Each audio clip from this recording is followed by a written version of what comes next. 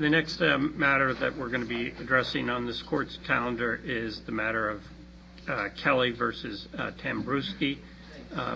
This is under docket number A-3895-23, and if counsel are here on that matter, you can come forward and set up.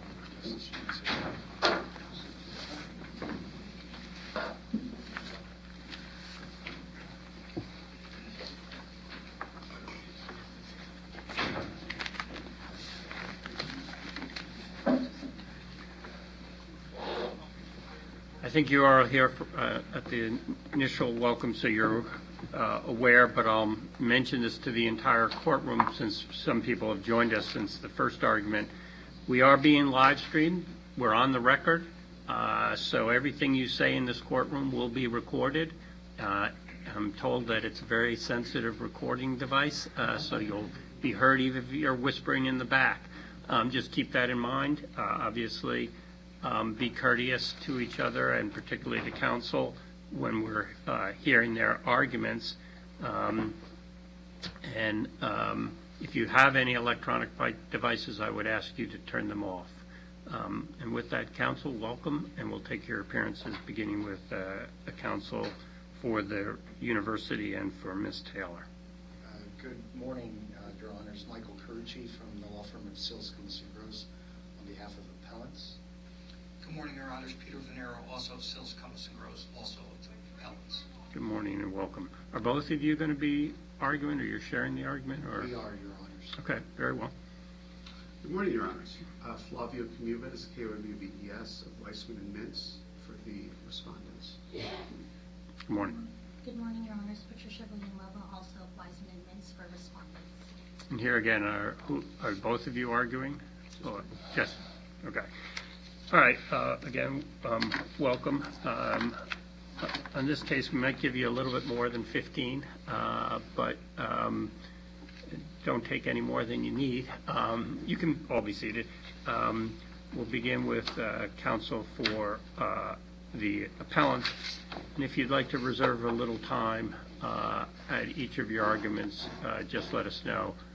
And just as a courtesy to us,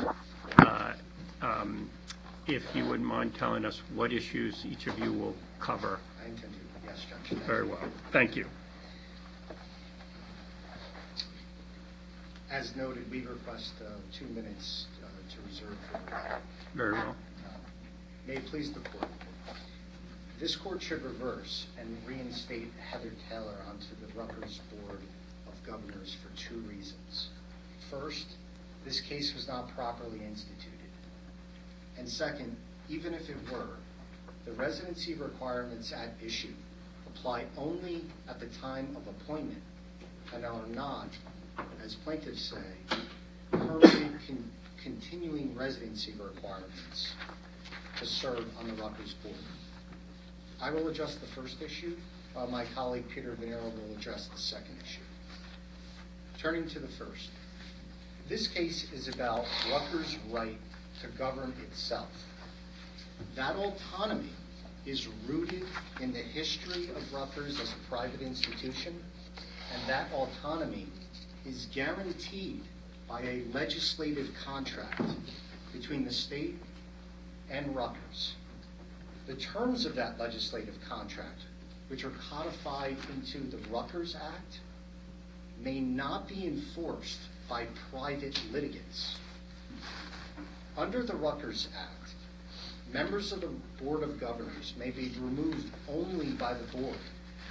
Rutgers never agreed to allow private litigants the right to remove board members. And so the earlier enacted, generally applicable quo warranto statute cannot be used to circumvent the Rutgers Act specific removal provisions. And this action also fails because quo warranto only applies or can be used to remove a public office holder. Ms. Taylor holds no public office. She was neither elected nor was she delegated any governmental authority to act on behalf of the state of New Jersey. Instead, she's a volunteer. Can I ask you a question? Yes, Judge. On that? Is it your position as I understand the Rutgers Act as amended by the restructuring amendment, that of the 6 members appointed by the Board of Trustees, 2, at least at the time of appointment, everybody would agree, have to be from 2 different from specific counties, one from Essex and one from Middlesex. Is that correct? That's correct, Judge. All right. So would it be your position that if the Board of Trustees ignored that and simply appointed 6 people from other counties, not including one from Middlesex and one from Essex, that that would be okay? And there was be absolutely nothing that anyone could do to challenge that? No, that's not our position. Okay. There would potentially be a relief mechanism, Which would be what? The state of New Jersey. As a party to the contract, I potentially have a cause of action to enforce the terms of its agreement. But private litigants cannot. There's no intention that's reflected in the statutory text or the legislative contract that indicates that private litigants could somehow use a former writ, a very archaic preceding statute that would allow them to insert themselves in the place of the state of New Jersey, for example, and enforce that agreed upon provision. So it's not as if Rutgers could flout, or the Board of Trustees could flout the terms of the legislative contract. On the contrary, the issue in this case is whether the archaic former writ of quo warranto, which applies really essentially to, for the most part, elected office holders, but yes, there could even be those who are appointed, for example, maybe a police officer. But that's in fact, that statute has been applied to police officers, correct? It has, but it has never been applied in modern times since our state constitution was ratified in a setting like this where we're dealing with a hybrid public-private institution. And that's what Rutgers is. I mean, we know Rutgers as the state university, but notwithstanding the fact that it became the state university, it still retained a high degree of self-governance. That's reflected in Section 27 of the Rutgers Act. In fact, that high degree of self-governance is described as the public policy of the state of New Jersey. So it's not as though Rutgers gave away its autonomy when it became the state university. On the contrary, it took on a sui generis nature. But what's to prevent somebody from being deemed a officer for purposes of the statute in what you describe as a hybrid situation? Well, office, when we think about what an office is, I think we should be guided by what the New Jersey Supreme Court in the Fredericks decision said, which is an office holder is someone who's either elected or delegated with governmental authority. Ms. Taylor doesn't have governmental authority. Of course, she wasn't elected by the public. She was appointed under a statute that was enacted by the legislature, correct? It wasn't just enacted by the legislature, Judge, and I don't mean to be meticulous about this, but it's really an important part of this case. It was a codified, consummated contract between the state and Rutgers. It is codified into a statute. Those were essentially the memorialization of the agreed-upon bargain. But Ms. Taylor's position is the result or function of that legislative contract. So it's not merely, I think that's where the trial judge may have erred, judges, is that the judge saw that the position was just a creature or a creation of statute. On the contrary, it's the result of the agreed-upon bargain between Rutgers and the state of New Jersey. And the Peluso case makes very clear that this Rutgers Act is a consummated contract. My colleague will discuss later on why the Berg analysis, I think, is really critical in this case and why that has to apply in this setting. But going back to your question, Judge, when you think about what is an office, there has to be some sort of delegation of governmental authority. Ms. Taylor wasn't enforcing law. She wasn't promulgating regulations. She wasn't deciding cases like judges. How large is the Rutgers budget? I'm sure it's very large, Judge, And a good portion of that comes from the state, a correct? good portion does. And, So, Judge, I mean, the argument would be on the other side that that is a position that's then overseeing public monies. And to do that, you need to be at least subject to a challenge as an officer. Well, I don't think it's necessary to be subject to an officer in order to have oversight over how Rutgers uses its budget.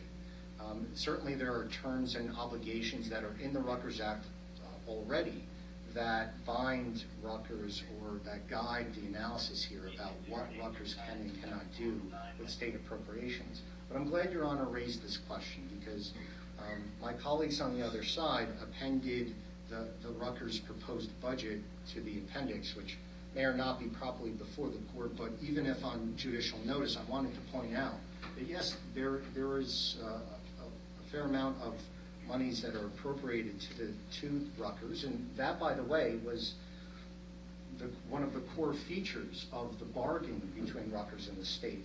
But Rutgers also receives, according to this budget, about $7 million, if I'm reading it correctly, from the federal government.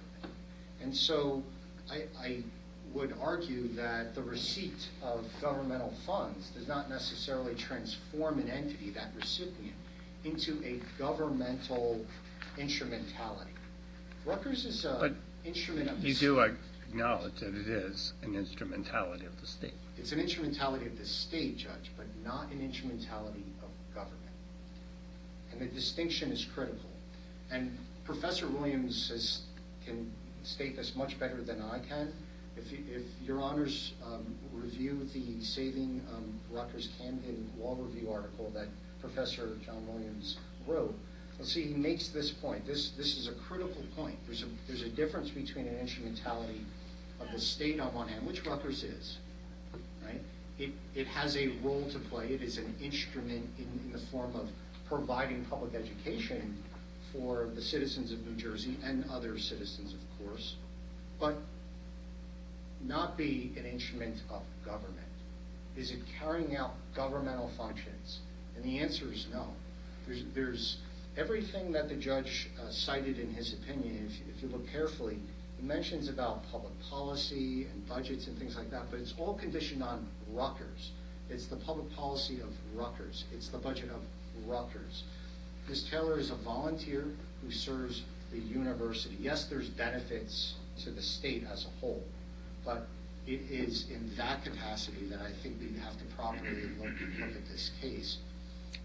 All these arguments keep coming back to the same question of whether the statute applies, correct? That's what there's no other reason for this distinction. The Quo Warranto statute. Right. Yes, Judge. And okay. We argue essentially two points on that. One is that earlier generally applicable statute can't displace the Rutgers Act. Not when it's subsequent to, not when it's specific about removal.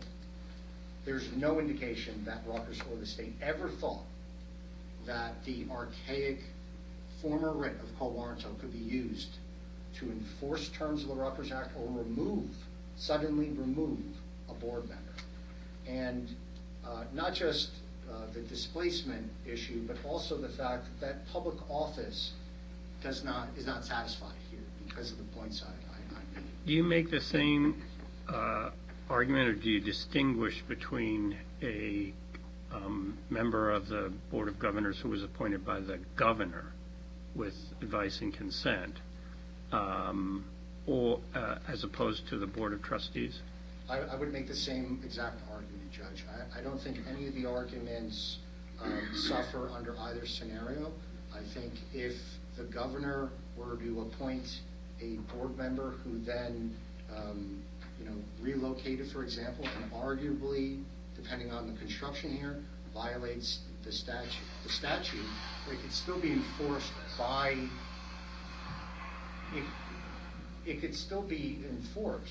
the state of New Jersey. And if we look at the Perez case, that's one example of how I'm coming back to the officer issue. So you would take the position that even Board of governors who, members of the Board of Governors who are appointed by the governor Yes. are not officers within the meaning of the quo warranto statute. Correct, Okay. Judge. Because of the reasons I gave, I think the court should be guided by the Cradaville decision in figuring out what does office mean. And in that case, Judge Jacobson had a very thoughtful published decision where she explains they're not office holders. The same exact position here in the same exact term was at issue in the Cradaville case. That was another attempt to oust board members from Rutgers. And Judge Jacobson said no, they're volunteers, notwithstanding the fact that they're appointed by the governor or appointed by the Board of Trustees. I just want to conclude real briefly by pointing out that the statute of limitations here was breached by a matter of years, and there was an excessive enlargement of time.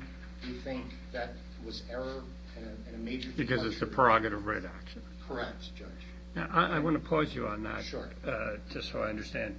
Because prerogative writ actions only apply to governmental entities, correct? Yes, Judge. All right, so You- reconcile Yes. your first argument with this argument. You seem to be wanting to have it apply on this argument, but not wanting to have it apply to the quo warranto statute. Well, it's not by my choice, Judge. There is some incongruity, I acknowledge that, but it's again, not by choice. It's because, for whatever reason, our lawmakers and the court felt that the prerogative writ, that all writs would be swept in under section, rule number 4:69. And because quo warranto was a writ, it falls under that rule. So it's not by my design. But in any event, the issue here, just real briefly, is that there is no good reason for the delay. They were on notice of the claims, and yet they didn't file. We know this in the record because the head of the union was making public comments about it. And I think, at the very least, if there's going to be an enlargement, and especially an excessive enlargement, I think trial courts have to grapple with when there's clear indication on the record that plaintiffs are sleeping on their rights. And I think that's a major flaw in the decision below. How do you address the important public question issue? Well, usually those important public questions are of a constitutional nature. There's another element to this where if it's of general public importance, but where it needs to be clarified. That's the language in the rule here. I would argue there was no need for clarification here. This was a kind of a private dispute. It was a once Well, you could make the argument that the public would be served by having clarification of, can a board member be appointed and then move if they're one of the designated members to be a representative of a particular location. That would be the argument that would be seen, and that seems to be a fairly reasonable public question argument. Yes. I don't disagree, Judge, but again, I would emphasize that I think the court still has to grapple with plaintiffs sleeping on their rights. And It's on a that statute point, of repose. Yes. just a clarification, because if I understand the record, it's only Ms. Taylor, so Mr. Tembruski isn't appealing. But Ms. Taylor moved, from what I see in the record, in October of 2020. Is that correct? Correct, Judge. Is there clear indication that the plaintiffs here knew that? At the time of the move? Yeah. No, Judge, not precisely at that time. There's certainly record notice as of the move. I mean, they've provided copies of public voter registration forms, for example. Which he changed in January of 2022? Correct. January 22nd, to be exact. Well, even before that, she recorded her home sale in October of 2020. And so there's record notice dating back that far, but then there's also actual notice that we're aware of because of that political article. And when was that? The political article was published on December 3rd of 2023, and so at the very latest, the 45 days would have started accruing at that point in time. And so they were dilatory under any scenario. And again, the trial court did not grapple with plaintiffs slumbering on their rights, and at the very least should have done so. But we emphasize that this is not a public office, and quo warranto cannot displace the Rutgers Act. Thank you. Okay, thank you. Mr. Bernier? Thank you, Your Honors. May it please the Court, I will try to share in the rebuttal time of 2 minutes, if that's possible. And let me just be brief and again say good morning, and to emphasize a critically important point that my colleague has already alluded to. Rutgers is an entity unique in our law, and it is governed by a unique statute, the Rutgers Act. That act embodies a consummated legislative contract between two parties, Rutgers and the state. The act is subject to special rules of construction and enforcement. Those rules are contained in the Supreme Court's Berg versus Christie decision, which is cited in our brief in several places. That decision determines how to define the contours of a contract, of a legislative contract, to how to define and construe the obligations under a legislative contract. Under a proper Berg analysis, a permanent residency requirement can be imposed on Ms. Taylor only if that obligation is unmistakably clear in the Rutgers Act, which it is not. The trial court did not engage in a Berg analysis, did not mention Berg. The trial court did say that each side had offered competing interpretations of the Rutgers Act, and as the bench's discussion with my colleague indicated, the trial judge also said there was a need for judicial clarity. We think the statute is clear, the judge thought otherwise. The critical point, however, is that once you decide a statute like a legislative contract, like the Rutgers Act, is in need of clarity, you are already in the realm of unmistakable. In other words, you are already in the realm where the statute is not clear. And in the Berg decision, Justice Lavecchia goes so far, writing for a 6-member court, almost a unanimous opinion, in saying that if you're looking at language and trying to determine the obligation of a legislative contract, and you need to either resort to legislative history because it's ambiguous, or if you need to bring clarity, you are already outside the realm of it being unmistakable clear, and the argument must fail. That's the analysis of the Supreme Court in Berg. That analysis should guide your honors, and if it does, that basically would end the discussion. I could pause here and answer the court's questions or make some other points. Do you see any distinction between the type of legislation at issue in Berg versus the Rutgers Act? Well, Berg, the fact pattern certainly was different. There were 2 statutes at issue in Berg. But the main statute was the non-forfeitable pension statute, which the legislature had passed, guaranteeing a certain requirement of a seat of pensions. There was an exception in that statute for medical benefits, where the legislature was saying, we're not guaranteeing medical benefits. There then was a second statute dealing with the COLAs, cost of living adjustments, and the legislature said, we're not treating those as a non-affordable benefit. And the unions in that case, similar to this case, said, well, wait a minute, you didn't have an exception for COLAs when you passed the legislative contract. And they're saying here, you don't have a specific time of appointment language. And Justice Lavecchia said, it doesn't matter whether there is one exception or more than one, because the position you are advocating is not unmistakably clear, your argument must fail. So the concept is the same, the analysis is the same, the statutes obviously are different. But a major concern in the Berg decision was the notion of tying one legislation body to appropriations from other earlier times, correct? Well, that is the reason why you want unmistakable clarity Right. in that type of contract. But I don't see that same issue here. Well, we do see it here, Your Honor, not in terms of a budget. We see it in terms of unmistakable clarity in terms of Rutgers autonomy, unmistakable clarity in terms of what level of regulation should be given to the Rutgers Act, unmistakable clarity in terms of no private enforcement of the Rutgers Act. That's all the same.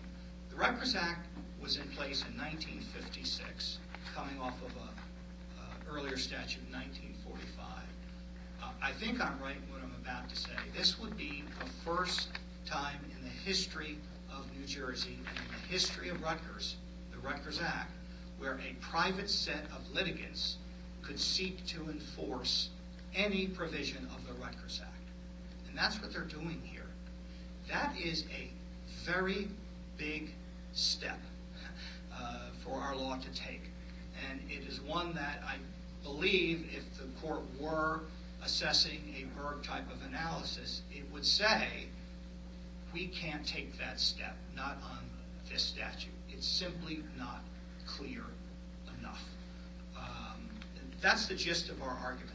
So I think without a question the Berg analysis applies. Certainly the trial court at least should have applied it. The trial court made no mention of it. And so that's a critical issue.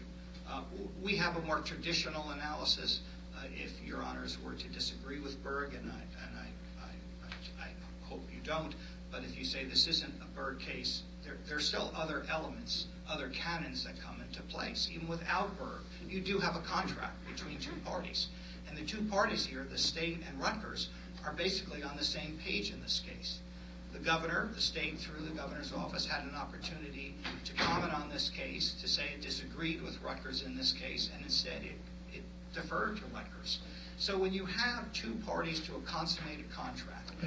Exactly where was that done? That was in the same political article that my colleague referred to, where it was very clear, the reporter was talking about the change in residency of, at the time, was 2 board members, and there was a lawsuit being contemplated, and the governor's office took a question, where do you stand on this position, what are your views?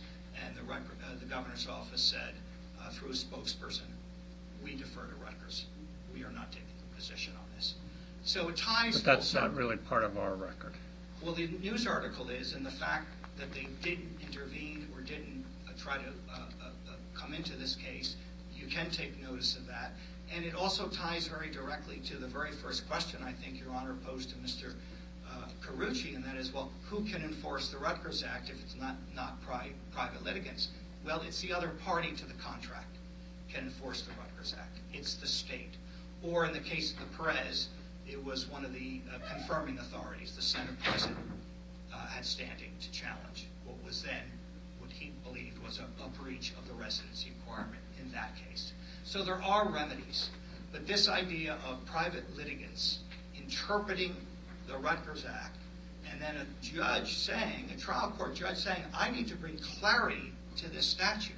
And what you're really saying is, this legislative contract that everyone agrees is codified under the Rutgers Act, this legislative contract is not clear. If that's the case, the Berg analysis is applied, and the extended obligation cannot take effect. It has to be unmistakably clear, and it isn't. Mr. Verner, for your position that the Rutgers Act is basically a codification of a contract, Yes. where do you point us for that authority? In the Supreme Court's Peluso decision. In that decision, in 2 places, it refers to the Rutgers Act as a consummated contract, and it also refers to the Rutgers Act as a legislative contract. And I can give you the site there, Your Honors, if you need it. It's the... We have it.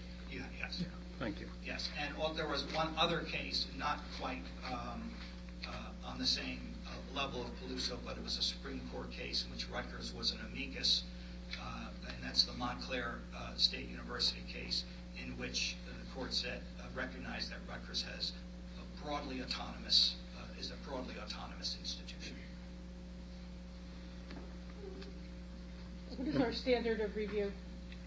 On this, it's all de novo because you're interpreting the Quo Warranto statute and you're interpreting the Rutgers Act. There was no fact finding, as far as I'm aware, by the trial judge. Thank you. Did the trial judge address this issue of the private parties enforcing the Rutgers Act? We pointed out in our trial briefs that Rutgers had its own removal provisions.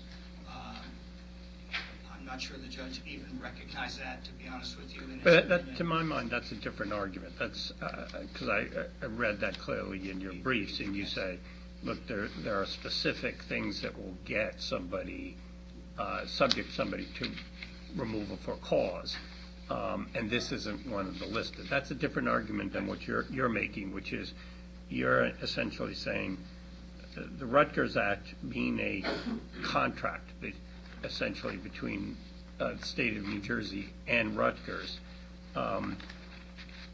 isn't open to being enforced by private parties. It has to be the government, the state coming in. Yes.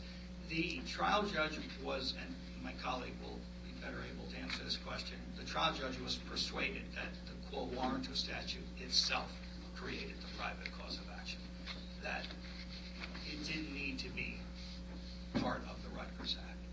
We take a very different view. We think that if the two parties to the Rutgers Act had envisioned a private right of action, it would have said so in the Rutgers Act. Just like it said in the New Jersey First Act that there was a private cause of action. The Rutgers Act is silent, does not contemplate this, and would greatly upset what I call the careful calibration of 50 years plus of case law, where issue by issue courts have had to grapple with certain elements of the relationship between Rutgers and the state.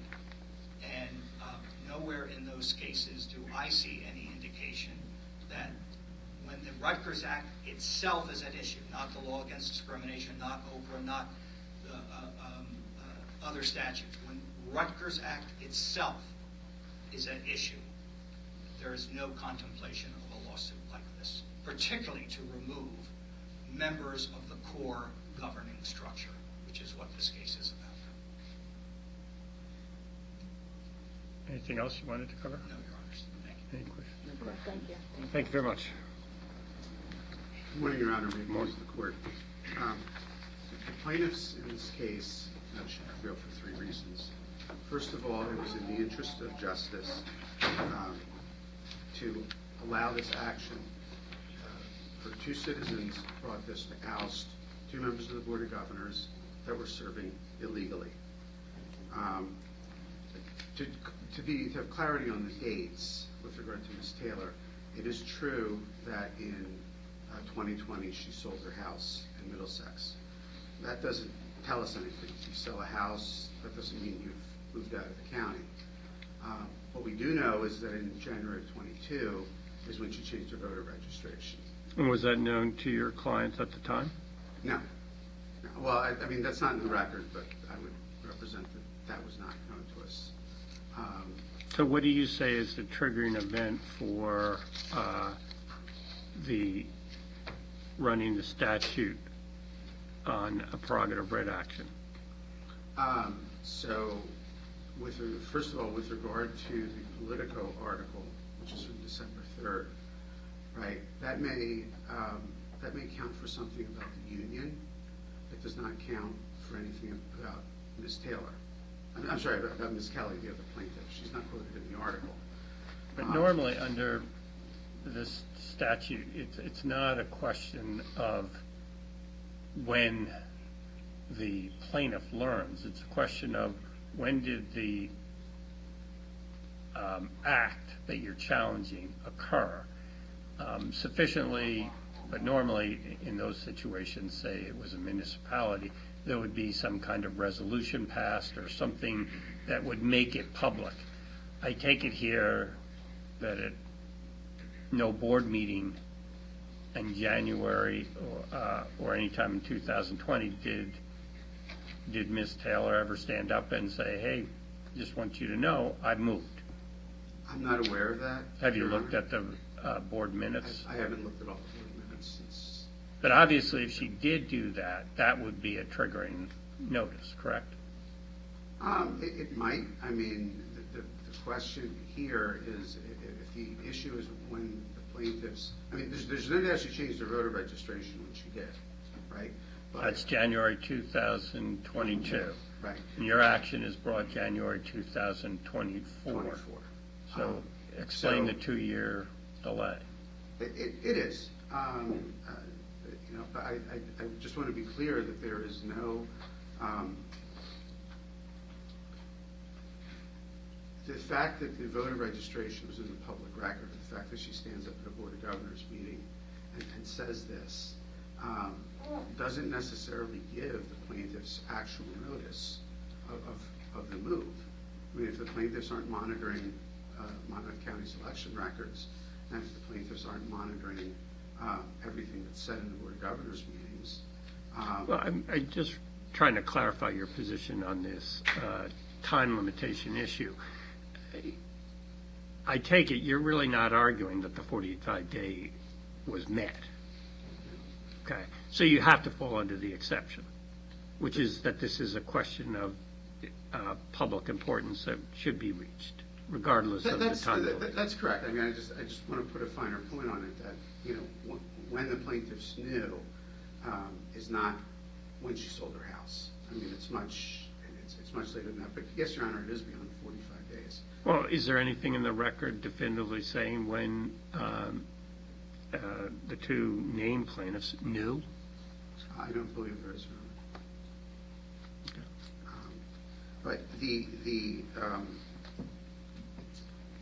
exception to the 45-day rule is, at the end of the day, it falls under the interest of justice.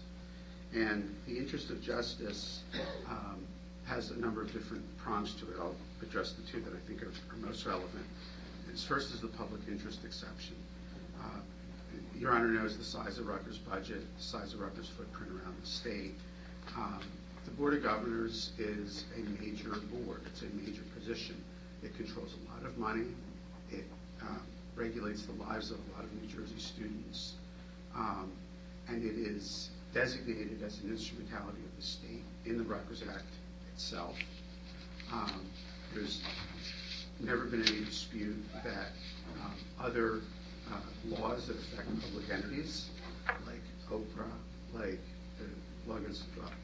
Oprah, for example, or the Employee Relations Act, they apply to Rutgers. No one has ever contested that. So when it comes to the question of is Rutgers public in a material way, it clearly is. And it's important for not just the board members, but it's important for the governor to know and for the Senate to know. And this is what Judge Jacobs says in Cradaville. She says this is important.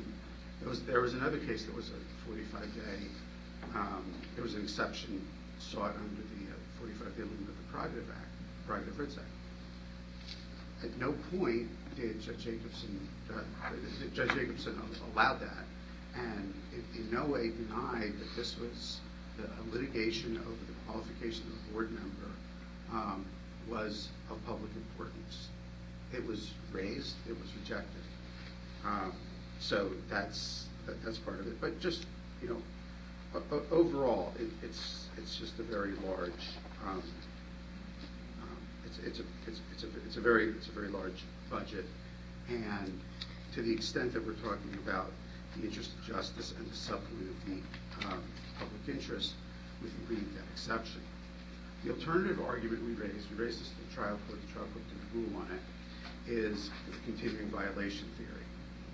We've cited in our brief a number of instances where courts have accepted the continuing violations theory as a plausible theory under the interest of justice exception of 469-6C.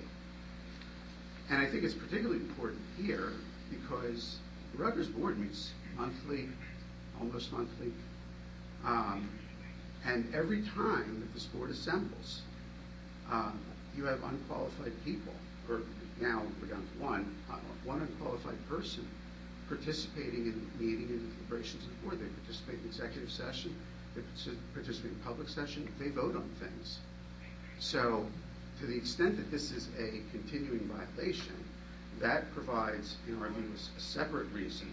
And I acknowledge the trial court didn't address that, but obviously you can affirm on a grounds present in the record, that these repeated going to meetings and voting.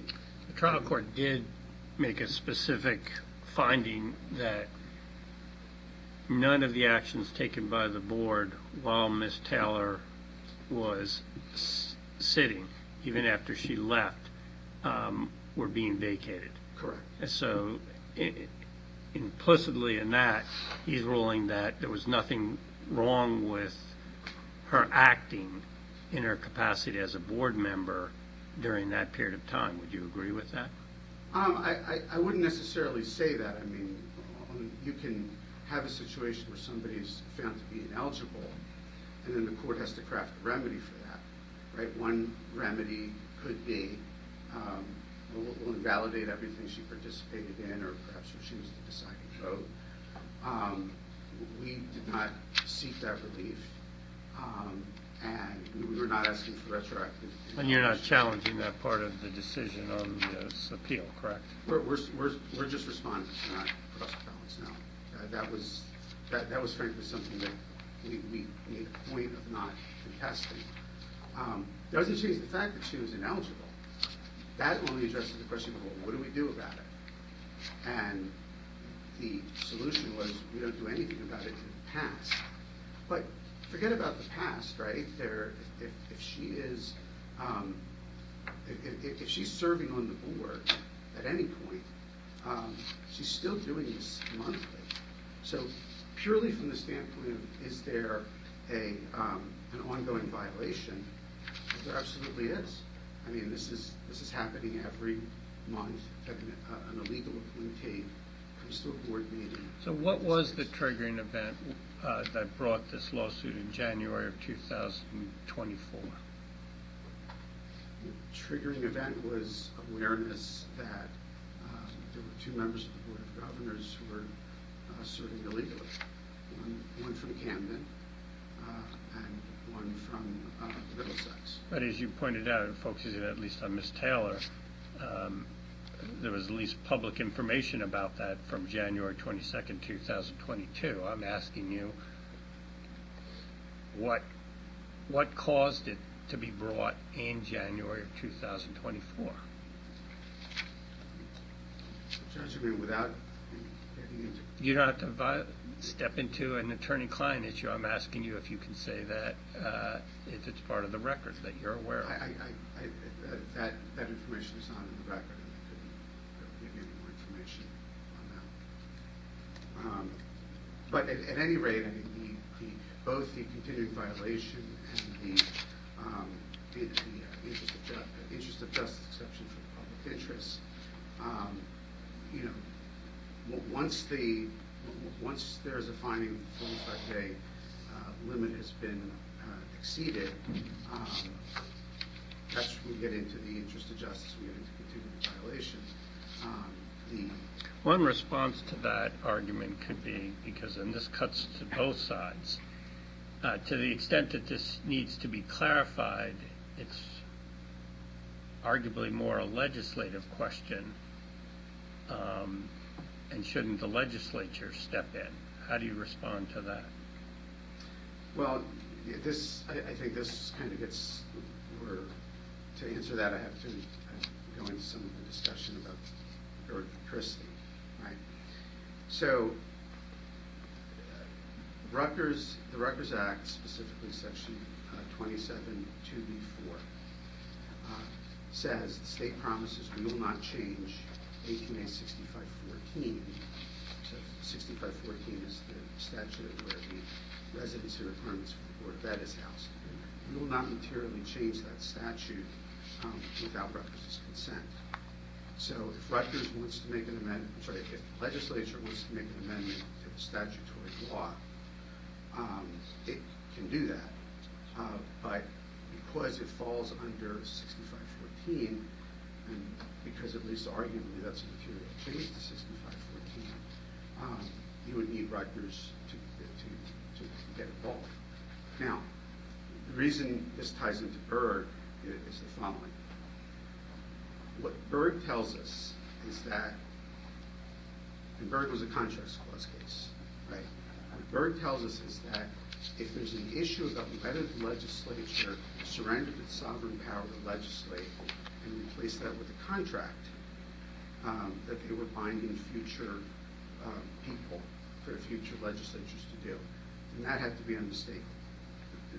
The existence of the contract and the scope of the contract had to be unmistakable. Now, there is no dispute here. No one disputes that 6514 is part of the contract.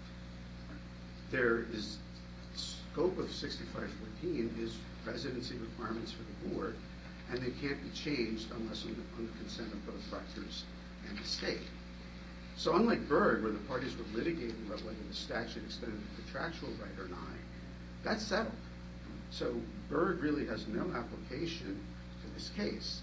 And we turn back in that case to ordinary rules of statutory construction, which the judge considered in his opinion. He looked at the text, he looked at the structure, he looked at the purposes of the statute. He looked at the absurdity of Rutgers' arguments. Because if you think about it, somebody's appointed to the Board of Governors.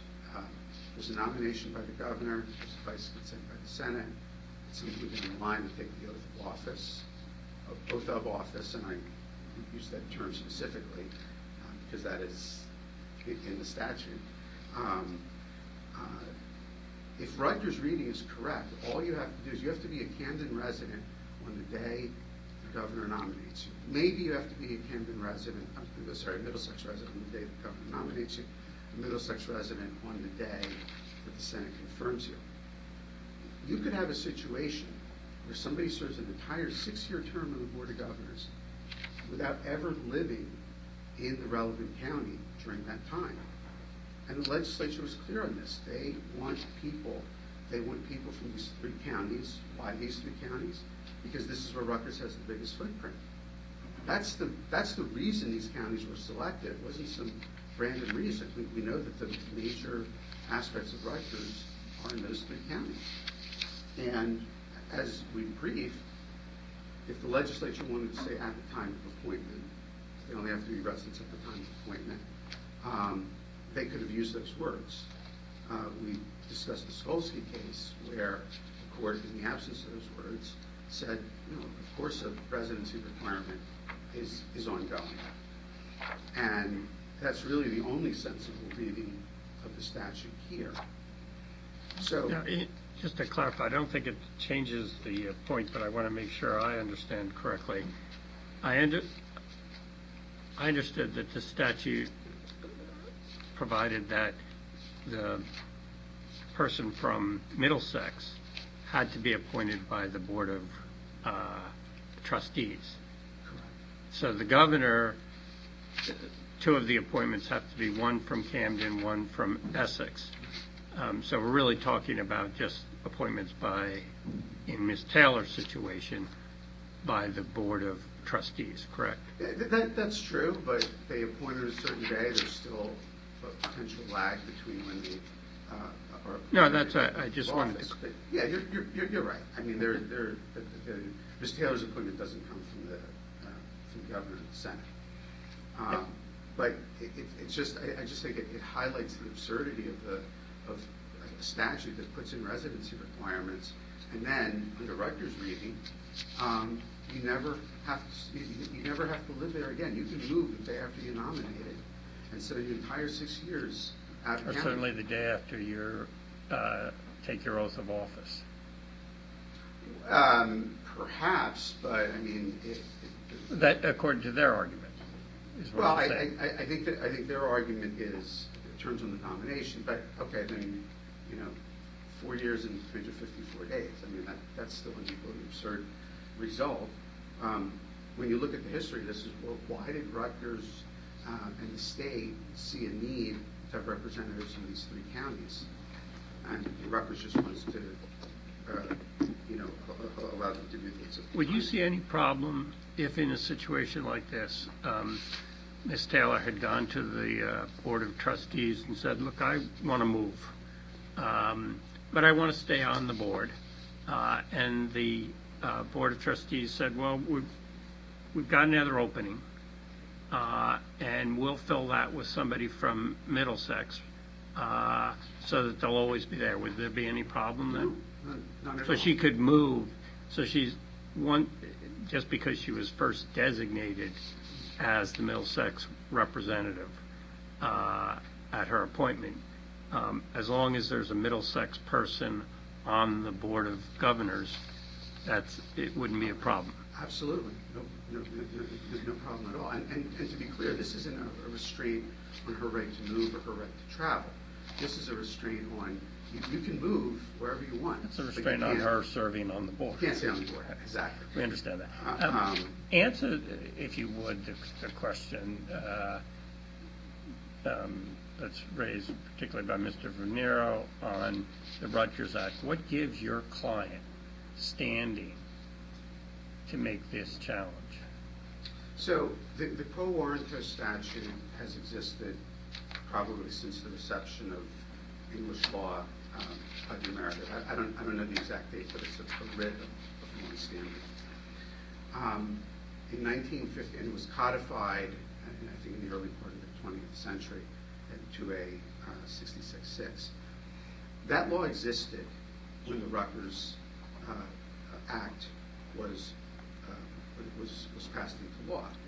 And when you're entering into a contract like that, the parties are presumed to know and be aware of the laws that existed at the time. That included quo warranto. And I don't think you need anything in the... So first of all, 6519 of the Rutgers Act, it does provide 2 ways in which somebody can be removed from the board. But there's nothing in 19 that says these are the only ways in which people could be removed from the board. I mean, quo warranto is one. And again, this was not... It's not expressly referenced in the Rutgers Act, is it? There's nothing in the Rutgers Act that says quo warranto applies. Right. There is a provision in the Rutgers Act, I want to say, don't hold me to this, I think it's section 31, that says that there's going to be an officer of the state who enforces at Rutgers that they're observing the laws of the state generally. Rutgers' autonomy, it does not mean they're above the law. They're not. It's not a lawless place. It is subject to all of the other laws that are generally applicable, and which were applicable at the time. In 1956, a citizen could bring a quo warranto action. How would you respond to the argument that, well, the Rutgers Act, although it doesn't directly address it, effectively takes the quo warranto statute out of play because it's a act embodying a compact or contract between the state of New Jersey and Rutgers. How would you respond to that? There's no express language doing that. There's no implied language that does that. Mr. Venero says the Supreme Court has already said that's what the Rutgers Act is. It's a embodiment of a contract between them. So that's a pretty compelling argument. So, but it is both a codified statute and a contract.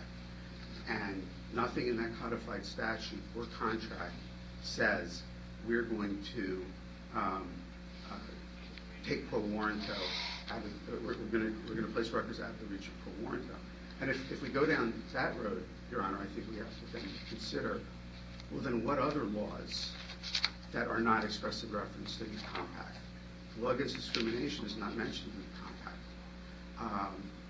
the criminal forfeiture statute where somebody can be removed for criminal conviction. That's not referenced in the contract.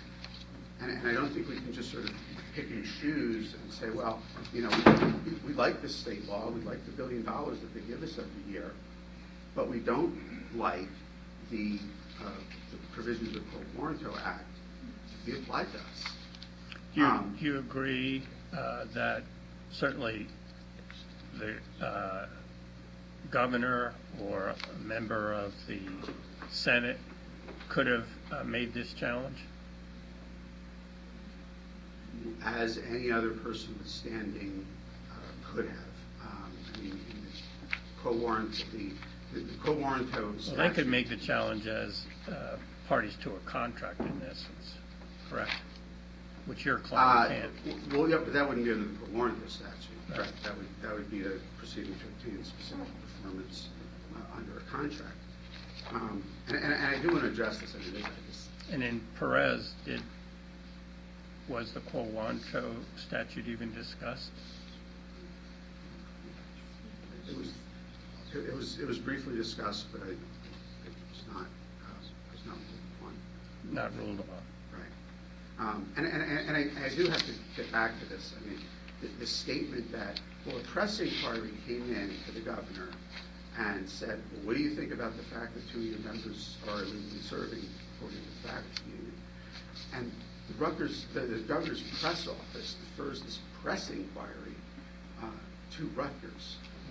I think more saliently, they're not in this case, but that doesn't mean that they're not here. That's a simple fact. I don't think it means they support our position. I don't think it means they support the state's position. For whatever reason, the AG in his discretion chose not to intervene in the case. I don't think you can take a press inquiry and take from that, well, you know, the governor deferred it to Rutgers. I just don't think you can defer a press inquiry could bear that kind of burden. I do want to go back also to the Warranto statute. We've heard a lot of debate, a lot of ink has been spilled about is Ms. Taylor a public officer or not. And okay, she's on a board of something that's called the instrumentality of the state. She's responsible in concert with her colleagues for appropriating over $1 billion in state appropriations every year. We know that higher education is generally recognized to be a governmental function. So from that standpoint, Rutgers sounds like an enterprise that is public enough, if that were the standard. But here's the thing, that's not the standard. We've pointed to cases under the Quo Warranto statute, and they're older cases, but I would say that makes them seasoned, that makes them fine. The fact that they're from 1940 or 1910, and they're still good law. And these cases say you can use Quo Warranto to test the officership or a board position in a private corporation, in a public entity, in a for-profit corporation, a non-profit corporation. In their reply brief, they talk about some of the cases involved religious corporations, and obviously there's more modern First Amendment jurisprudence that would probably provide an adequate defense to that. I can see the point. But the notion that Quo Warranto is reserved only for public officers, that's not what the current case law is. The current case law is you can use Quo Warranto for nonprofit corporations. And if Rutgers is part nonprofit and part public, is that hybrid, the takeaway from that case law is that you can use Quo Warranto for either or for both. And so Quo Warranto is eminently appropriate here. Ms. Kelly was a taxpayer of Middlesex County. She was one of the people who got the benefit of having a board representative from Middlesex County. There wasn't one, and she proceeded with the action along with the faculty union. So I do want to sort of, I think I may have covered it, but I just want to go back to Berg, right? So again, Berg there's no dispute here about the contract, about what the scope is. Scope is you can't amend 6514. It's an enforceable contract. Either side can enforce it. No dispute there. So then that takes us to the realm of ordinary statutory interpretation, which the trial judge faithfully followed. I mean, he looked at the present tense of the statute. The POG is supposed to have 15 voting members, and I might add 8 of them are appointed by the governor. A majority are appointed by the governor. So that would be another reason to view the Rutgers Board as public, if you needed to get to that question, which I say you don't because of the discussion that just happened under the Warrant statute. And he looked at other parts of the legislation. We present on appeal. We note that this is unique to Ms. Taylor. 18A 6514.13 makes her a member of the New Brunswick Council, and it talks about who's going to be on the New Brunswick Council. Well, it's the Board of Governors member who is the Middlesex appointee. So it's a little hard to square saying you get to be on the New Brunswick Council because you were once in Middlesex on the date of your nomination, with the language of that statute talking about this is the person who is the Middlesex representative. So the trial court properly looked at the reading the statutes in context, rule of statutory construction. And intent, I think I've pretty much gone over in the records of the footprint in all those 3 areas, and it actually made a lot of sense why they did that. Are you aware in the history between, at least since there was a requirement for any member of the Board of Governors to be from a particular county, is there any prior history of somebody leaving that position, leaving that county and moving somewhere else? I'm not aware, Your Honor, but I also haven't studied it. Okay. One thing I wanted to close was the issue of the standard review. Your Honor asked that question. With regard to the trial court's exercise of its discretion to find that there was an important public interest, that the interest of justice satisfied that is reviewed for abuse of discretion under Riley v. Bryce, that's 109 NJ 555, and also under Point Pleasant TBA versus Point Pleasant 412 NJ Super 328. We do acknowledge the remainder is. What about on the interpretation of the statutes? Well, that's enough. We can see that point. Counsel, are you aware in the history of the Rutgers Act, which was enacted in 1956, has there ever been a cause of action similar to this one brought by a private citizen or private group seeking to remove a Board of Governor member? Well, certainly there was Perez, and certainly there was Craddock. So there have been efforts to remove Board of Governors members, and Rutgers has been party to numerous litigations over the year. Rutgers versus Peluso, which my friends alluded to, that was part of it, right? And the court expounds provisions of the Rutgers Act. People are using them offensively, people are using them defensively. So the Rutgers Act is a statute that has been interpreted in the past. Beyond those 2 matters, I'm not aware of any. Again, I'll confess I have not carefully studied the issue. But what I do know is that in 2012, the legislature set up residency requirements for a number of seats on the Board of Governors. And Rutgers agreed to that. And prior to that, there weren't really residency. There was really, prior to that, there really were no qualifications to be on the board. So I'm not really sure that actions challenging the validity of service could have been brought. But in the wake of the New Jersey First Act, which talked about state officers. There was a challenge. It was not successful. There was obviously Enrique Perez, and there's this case, and this case uses a viable statute that applies, the Quo Warranto statute. It looks at the legislative language, or even if you want to call it contractual. I mean, the canons of construction are all that different. Whether it's legislative or contractual, that's what the law says right now. These are two people that have moved out of the county. They're not eligible because they've moved, and if they don't resign, should have been removed. That's what the trial court did. The trial court was completely accurate in that regard. Just further questions? No, thank you. Thank you.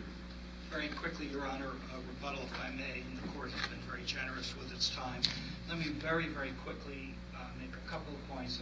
I'll start where my colleague left off. Yes, he is correct. There were two other cases, Cradaville and Perez. Those cases are extremely supportive for Rutgers. Cradaville was about whether the chairman of the Board of Governors needed to reside in New Jersey. There was a specific statute, the New Jersey First Act, that allowed for a private cause of action, and Judge Jacobson ruled two things. One, office, as under the New Jersey First Act, did not include a volunteer board member, such as a member of the Board of Governors, which is supportive of our argument. But secondly, more importantly, Judge Jacobson said you could not even apply that statute to the Board of Governors because Rutgers is a consummated contract and Rutgers had not consented to the New Jersey First Act. So that's very, very helpful to us, to Rutgers. Perez was about the Senate president believed that a certain member of the board that Governor Christie had appointed should have gone through the confirmation process, and the appellate division disagreed with that interpretation, but that was not construing a requirement of the Rutgers Act for residency. That had to do with whether the advising consent power had been abrogated, which obviously the Senate had standing to dispute. Your Honor, I owed you the two places in Peluso where it would be highly relevant. This is on 60 New Jersey 156. This is where the Supreme Court, in speaking about the Rutgers Act, he speaks of it as, this is Justice Hall on behalf of the court, speaks of the Rutgers Act as a consummated contract, and he refers to the Rutgers Act as a unique one, a unique statute. Later in that case, on 60 NJ 157, Justice Hall again says the overall result of the negotiations leading up to the Rutgers Act and the contract, Justice Hall says the overall result of the legislative contract, therefore, is an autonomous public university. So those are those sites for Peluso. In terms of Christie, Berg versus Christie, I do disagree with my colleague.